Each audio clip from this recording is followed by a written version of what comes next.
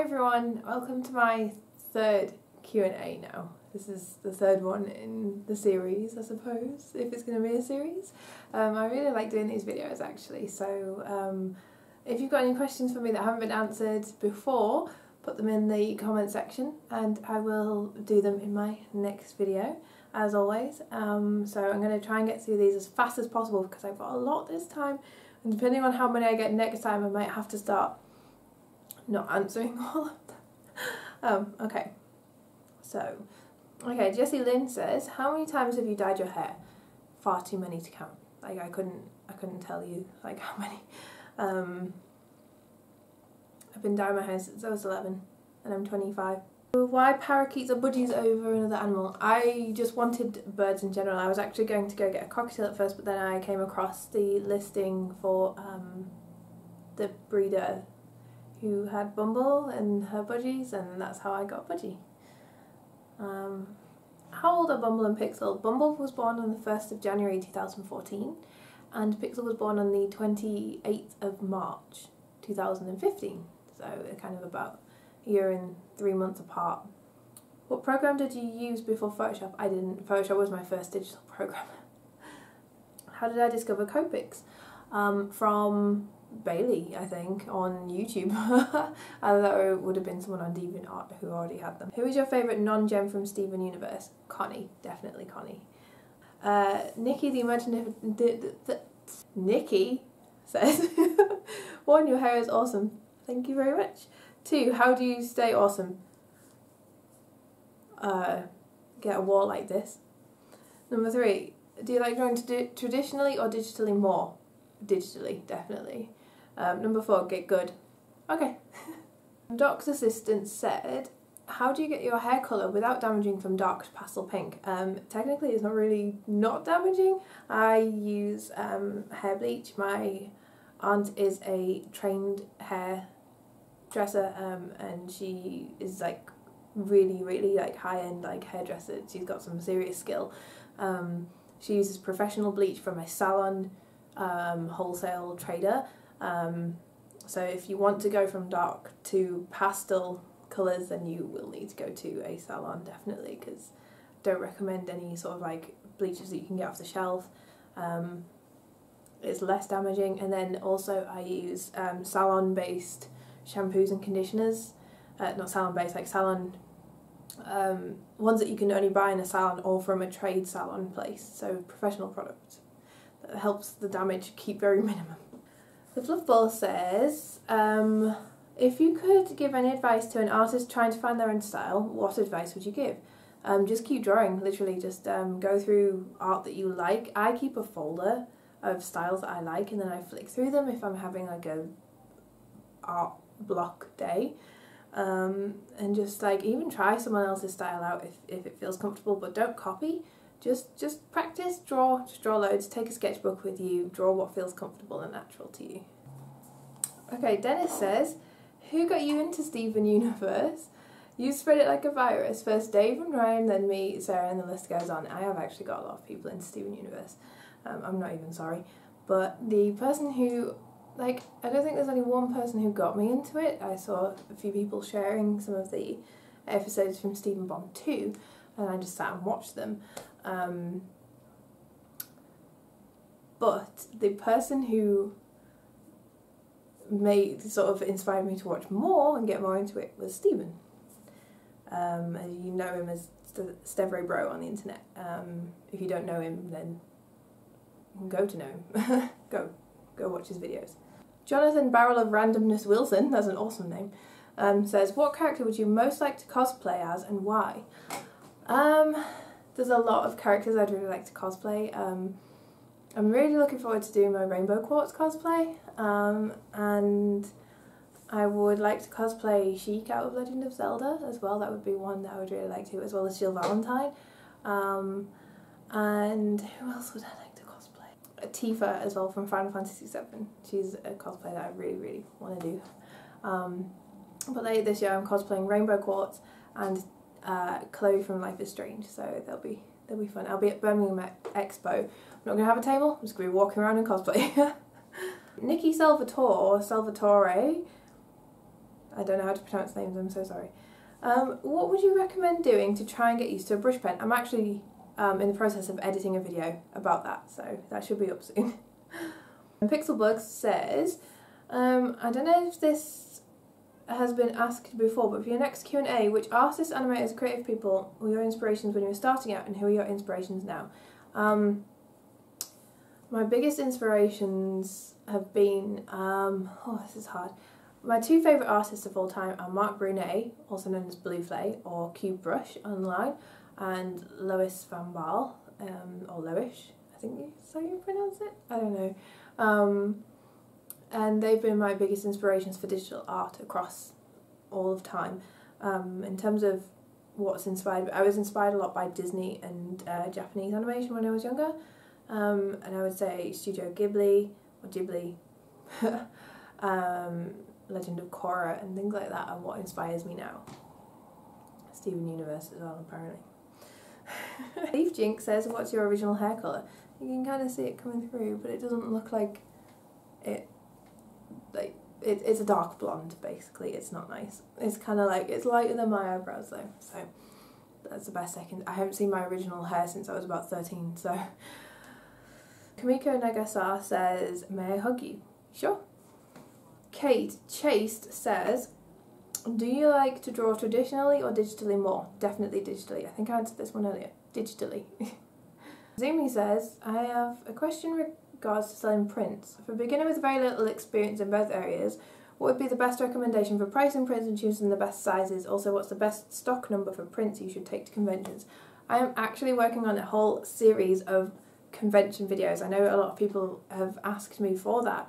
I'm going to do a little announcement video after I film this one that will go up separately on my channel, probably before this actually, just to announce the series that I'm doing over Christmas about conventions and any questions you might have on them. So yeah, that's going to be a whole series of videos.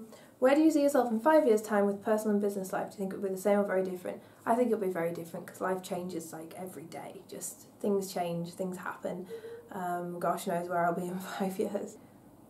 Nihad says, do you think an artist who didn't study anything about art can be successful? Definitely.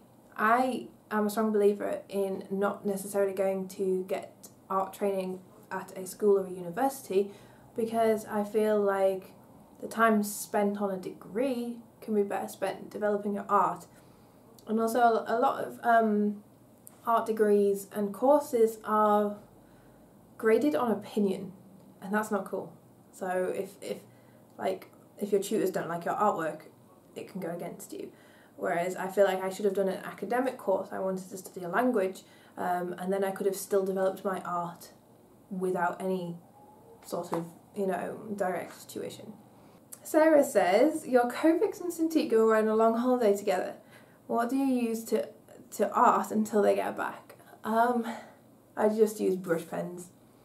Just my brush pen, nothing else. I've actually started using oils recently, so I'll probably have a go with more oil painting instead. Banana Rocket says, who is your favourite animated character and who inspires you the most? With animated characters, it's difficult because my two favourite characters are Jill Valentine and Korra. So Korra's technically animated, but so is Jill Valentine because she's in a game, but she's not from an animation. But there's your answer, Korra or Jill Valentine. Natasha Clarinck says, what is your preferred art style in an animated series or book illustrations? I really like cartoon modern. It's one of my favourite animation styles and illustration styles. Sheridan Cargill? Sorry. At what age did you start drawing more frequently? For example, I've drawn my whole life, but I didn't draw on a day-to-day basis until about 6 months ago. I started drawing regularly when I was about 15? Yeah, 15. Kieran Kelly says, are you happy with your art style? Yeah, I wouldn't say happy, but currently I'm at a point at which I'm a little bit more confident with it, maybe. I understand my art style a little bit more right now, if that makes sense. Doesn't make sense, does it? Alexia Way says,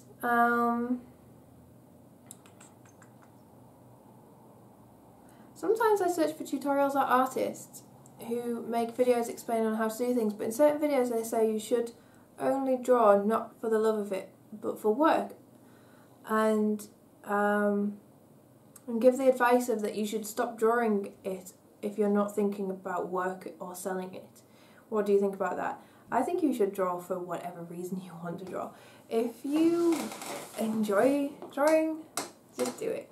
Like, art is therapeutic, it can be fun, it can be relaxing, it can be anything you want it to be. If you want to be a professional artist, it depends on how you spend your time, because I found that working constantly on artwork for printing or for commission can really, really burn you out. So constantly working for other people can really make artwork feel like a chore rather than something you used to enjoy. I think getting the balance of both loving your work and loving it for just drawing, you know, that's the best place to be. What do you think about, does digital art have art value or not? I think if I'm getting what you mean from the fact that people view digital art as not a valid art form because it's digital, I completely disagree with that. I think that it doesn't matter what you use, whatever you're creating, and it's got value to it no matter what. Just because it's not physical doesn't mean it's worth any less than, you know, something that's been drawn with pencils or paint or something. Omar says, do you ever wake up and feel like a carrot? I sure do, Omar, thank you. 2 questions from AC Aka. Is that how you pronounce that? What are the best colouring pencils you've ever used, and how much better is a Cintiq than a tablet, as I was thinking about getting one? A Cintiq, in my opinion, is a lot better just because I didn't like drawing separately from my actual drawing. I like drawing on the screen. It doesn't mean that your art will get better, it just means that it's a bit more natural to draw with. As far as colouring pencils, my favourites are these, which are the Derwent Colour Soft.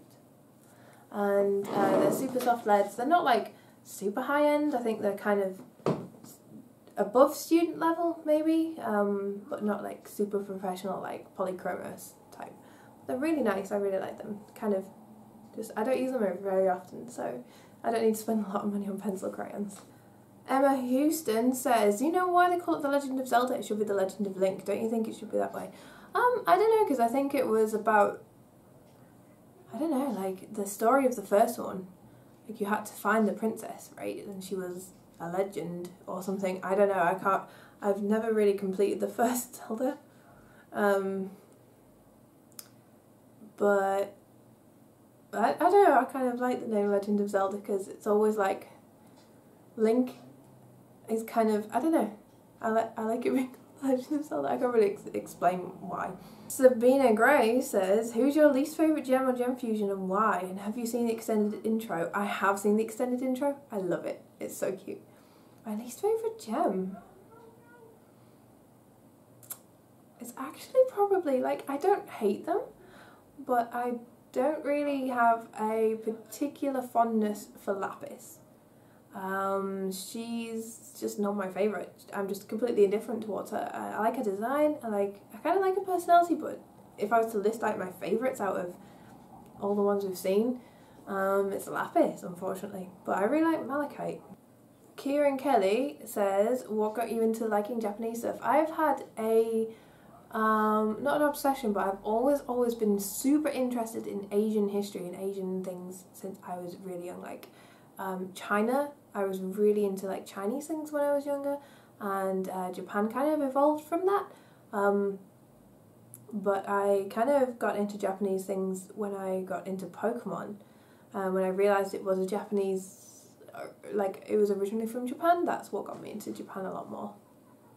Chelsea Malfoy says, your top 3 OTPs, names from what series and are they canon? My top 3 OTPs. Okay, Chris and Jill from Resident Evil. Korra and Asami, obviously. I always really liked Phoenix and Maya from Phoenix Wright. Trying to think now. I like Zelda and Link, but only from Skyward Sword. Okay, so Chris and Jill from Resident Evil, Coroner's Army, The Legend of Korra, and we'll go with Phoenix and Maya from Phoenix Wright. Chelsea Murphy also asks, what's your favourite type of animation? Mine's stop motion. Mine's 2D, like hand drawn, yeah. Maxie says, who's your favourite Steven Universe ship? I really like Jasper and Pearl together. Pearl and Peridot. I like Ruby and Sapphire, obviously. There's too many. I think Steven Universe is just like this massive shipping thing, like everyone ships everyone with everyone. Yeah, Jasper and Pearl probably. Out of, I don't know, like it just wouldn't happen. It's just hilarious. Maxie also says, who's your favourite Steven Universe fusion, fan made or otherwise? And what is your opinion on Bad Pearl? I really like Bad Pearl. I think her design is really awesome. Favourite Steven Universe fusion, I really like Agathe, I think you pronounce it, or Agate, which is a fan-made fusion by someone on Tumblr and it's Jasper and Pearl. I really like the design. Favourite Steven Universe fusion, like in the canon though, is... Does Garnet count?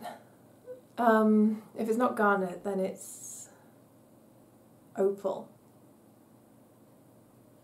I like Opal and Malachite though. Let's have a look at my wall. Oh, and Rainbow Quartz. I like all of them. Rainbow Quartz as well. And the last one is Piff Grump, and again, what's your biggest inspiration for drawing? Definitely, like I mentioned earlier, my two favourite artists, but I'm also really inspired by things like traditional Japanese things and sumi artwork. I forgot to mention that. And like ink work, like stuff like that. I think Japan in general is one of the biggest inspirations for me, like ever. So, Japan, I'm a weeaboo. Tiny Graphics. Have you ever participated in any art contest as a kid, or have you won any? Yeah, I did actually. I entered a competition back in primary school, and I painted this still life of some daffodils, and I put a window in it. I made up this whole background myself, and I actually got a certificate for winning a competition from the mayor of the town that I lived in, and that was really cool. I got to meet them. And I was like 7 at the time, and my nana still has the painting, and it's awful. I also won, by accident, a Studio Ghibli competition on their Facebook page, and I won like a lot of prizes. Didn't even know I'd entered it, but it was a fan art competition, and I won that. Peridot is the last question. It says last minute question. Fan art. Is it okay to send fan art of me my way? Oh yeah, that's perfectly fine. I actually have a PO box, which I'll put in the thing as well. It's also on my profile. But yeah, sure, send me fan art if you want. I'd really like to see stuff like that, so it's cool. But unless you mean digitally, and then yeah, just send it on Twitter. I really like using Twitter, so. But yeah, that's all of the questions, so thank you for asking questions this time. If I've somehow missed anyone's questions, I really apologise. I try to find all of them, but it can be hard when you've got like 90 comments to filter through.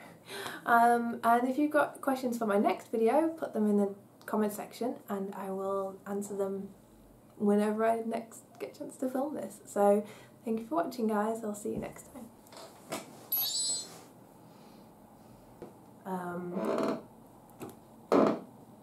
Chair's super squeaky.